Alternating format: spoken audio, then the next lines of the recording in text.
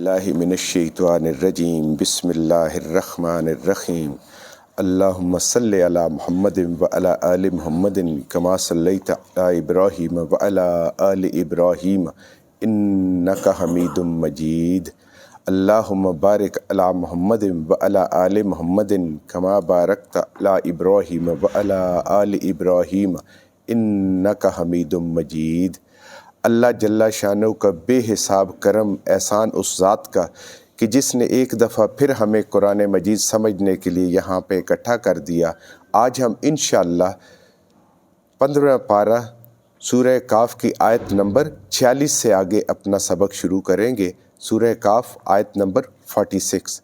اعوذ باللہ من الشیطان الرجیم بسم اللہ الرحمن الرحیم وَيَوْمَ نُسَيِّرُ الْجِبَالَ وَتَرَى الْأَرْضَ بَازِغَةً وَحَشَرْنَاهُمْ فَلَمْ نُغَادِرْ مِنْهُمْ أَحَدًا۔ پچھلی آیت میں ہم نے پڑھا تھا کہ اللہ کی ذات نے ہمیں یہ بتایا ہے کہ یہ جو مال ہے، دنیا کا مال و دولت ہے، اور جو برادری، کنبہ، قبیلہ، بیٹے ہیں، یہ سب دنیا تک ہے۔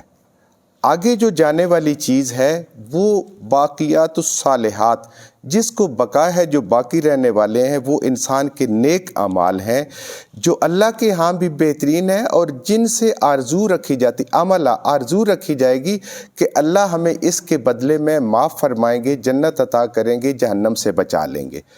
تو جس دن کے لیے یہ نیک اعمال کیے جاتے ہیں، اب اسی دن کا اللہ کی ذات جو ہے وہ ذکر فرما رہی ہے کہ وہ دن کیسے ہوگا۔ یوما، اور اس دن، نسیر الجبال، نسیر، سیر کرائے گی، چلائے گی پہاڑوں کو، اللہ کی ذات اس دن پہاڑوں کو چلائے گی۔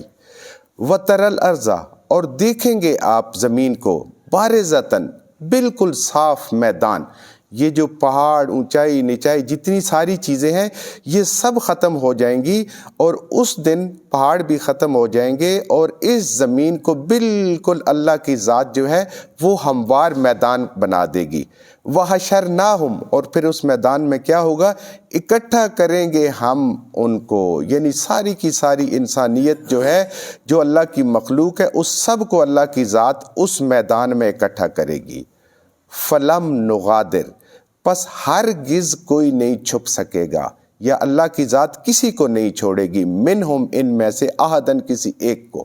یعنی جب اللہ کی ذات حشر بپا ہوگا، اس وقت کوئی بھی اللہ کی ذات سے چھپ نہیں سکتا۔ اتنی عظیم ذات، دیکھیں کتنی مخلوق ہوگی، کیا کیا چیزیں ہوں گی، لیکن اللہ کی ذات سے کوئی ایک بھی اوجھل نہیں ہو سکتا۔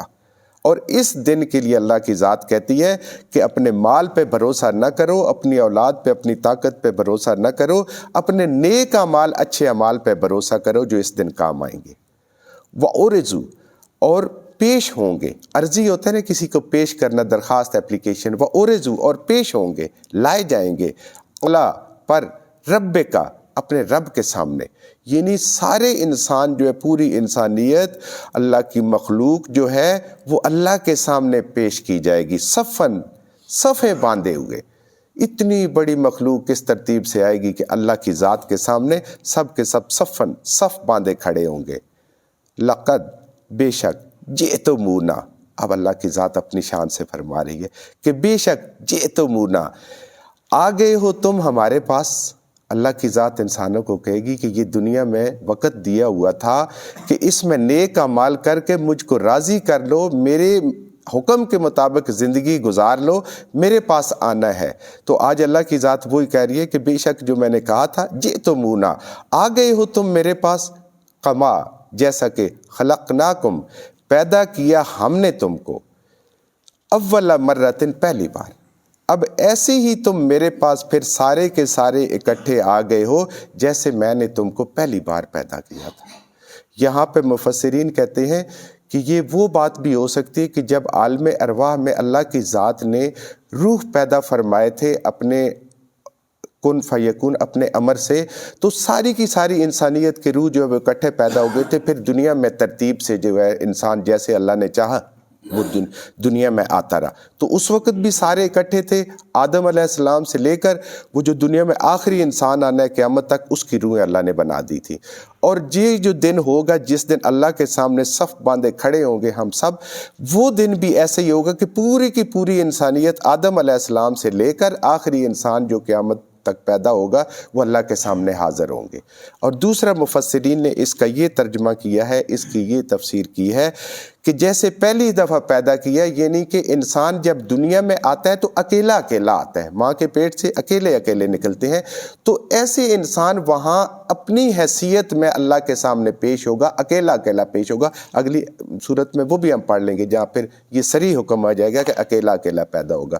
اور دوسری بات ہے، نبی کریم صلی اللہ علیہ وآلہ وسلم کی مبارک حدیث ہے کہ انسان جب اٹھے گا قیامت والے دن تو وہ ننگے بدن ہوگا، ننگے پاؤں ہوگا اور بن ختنہ ہوگا۔ تو اما عائشہ صدیقہ رضی اللہ تعالیٰ عنہ نے کہا کہ مرد بھی ہوں گے عورتیں بھی ہوں گے تو ایک دوسرے کو دیکھیں گے نہیں؟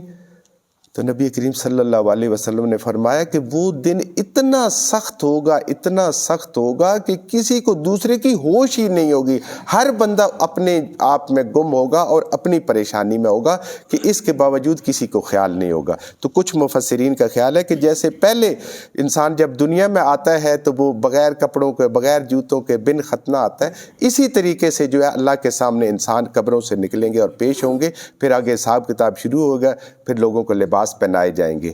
تو یہ ساری بات اس طرح سے کہ آگے ہو نا تم ہمارے پاس ایسے ہی جیسے کہ پہلی بار تمہیں پیدا کیا تھا، اکیلے اکیلے آگے ہو۔ بل زعمتم، بلکہ تم تو زوم کرتے تھے، تم گمان کرتے تھے، الن نجعل، کہ ہرگز نہیں کریں گے، لکم واسطے تمہارے، موعدن، قیامت کا کوئی وقت مقرر۔ دنیا میں جب تم اپنے مال میں اور بنین میں گم ہوئے تو تم اس بات کو گمان کرنے لگے، بھول گئے کہ اللہ تو ہمیں نہیں بلائے گا، اللہ کے سامنے ہم نے پیش نہیں ہونا۔ بس یہ دنیا میں جو عزت مال ملی ہے، جیسے ہم نے پچھلے رکوع میں پڑھا تھا، یہی سب کچھ ہے اور اسی سے ہم دوسروں کو حقیر سمجھنا شروع ہو جاتے ہیں۔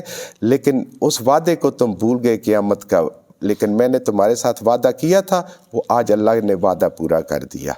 تو یہ دیکھیں آخرت پہ اتنا زور آتا ہے کہ جب انسان کو یہ آخرت کا یقین ہو تو پھر انسان سے غلط اعمال نہیں ہوتے، پھر انسان سے گناہ نہیں ہوتے، اور اگر ہوتے بھی ہیں بحیثیت انسان تو انسان فوری ان سے توبہ کر لیتا ہے، ان سے جان چھڑاتا ہے، اللہ سے ان سے گناہوں کو انسان جو ہے وہ مٹوا لیتا ہے کہ اللہ مٹا دیتا ہے جب انسان توبہ کرتا ہے۔ تو اس لیے کہ یہ اللہ کے سامنے پیش ہونا اور اس طریقے سے پیش ہونا اور صفیں باندھے ہوئے پیش ہونا ہے۔ اور پھر آگے اللہ کی ذات کیا فرما رہی ہے، وَوُضِعَ الْكِتَابُ، اور رکھ دی جائے گی کتاب۔ کتاب کون سی؟ نامہ اعمال، اور رکھ دی جائے گی، یعنی ہاتھوں پہ رکھ دی جائے گی یا سامنے رکھ دی جائے گی، اللہ کی ذات جانتی ہے۔ وَوُضِعَ الْكِتَابُ، اور واضح کر دی جائے گی کتاب۔ فَتَرَى الْمُجْرِمِينَ، تو بس دیکھیں گے آپ مجرمین کو۔ مجرم کون ہوتا ہے؟ دنیا میں بھی دیکھ لیں، جو قانون توڑتا ہے اس کو ہم مجرم کہتے ہیں۔ تو یہاں اللہ کی ذات وہ کہہ رہی ہے کہ جو اللہ نے حکم دیے، اللہ نے قانون بنائے، جس نے وہ توڑا وہ مجرمین ہے اللہ کے نزدیک ہے۔ تو جو مجرم لوگ ہوں گے جنہوں نے یہاں اس دنیا میں اللہ کے قانون کو توڑا ہوگا، مشفقینہ، ڈرے ہوئے ہوں گے، مما، اس چیز سے، کس چیز سے ڈر رہے ہوں گے؟ فی ہی، جو کچھ اس کتاب کے اندر ہے۔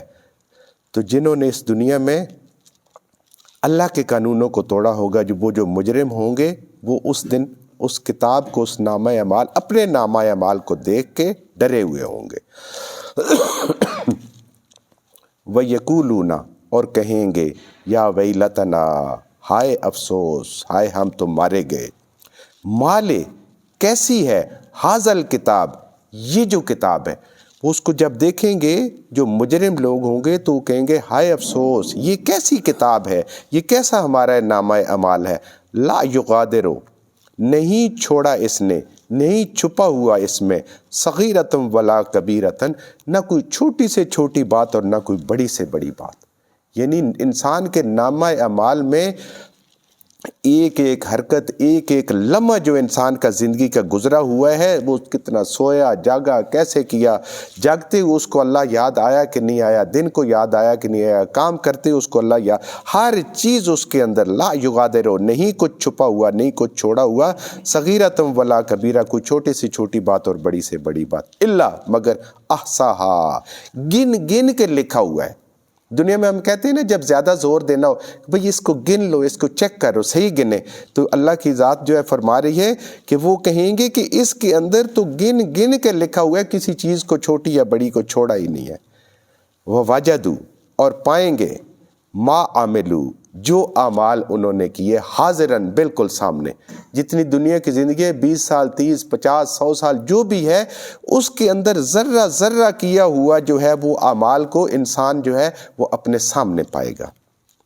ولا یظلم ربک، اور آپ کا رب تو کسی پہ ظلم نہیں کرتا۔ آپ کا رب ایسا نہیں ہے کہ وہ ظلم کرے احدا، کسی ایک پہ بھی۔ اللہ کا جو ذات ہے وہ کسی ایک پہ بھی کسی کے اوپر جو ہے وہ ظلم کرنے والی نہیں ہے۔ دنیا میں بھی دیکھیں نا، کئی دفعہ ایسے پیپر ہوتے ہیں کہ پیپر انسان دے کے آتا ہے تو اس کا رزلٹ ساتھ مل جاتا ہے۔ کبھی بچے نے کسی نے میڈیکل کا دیا ہو نا، تو وہ ایک پچھلے دور میں ہوتا تھا کہ بچہ پیپر حل کر کے آتا تھا، واپس آتا تھا تو اس کو نیٹ سے کی مل جاتی تھی، وہ اپنے نمبر خود لگا لیتا تھا، اس کو پتا ہوتا تھا کہ میرے 80% ہے، 70%، 60% ہے، کتنے ہوتے ہیں۔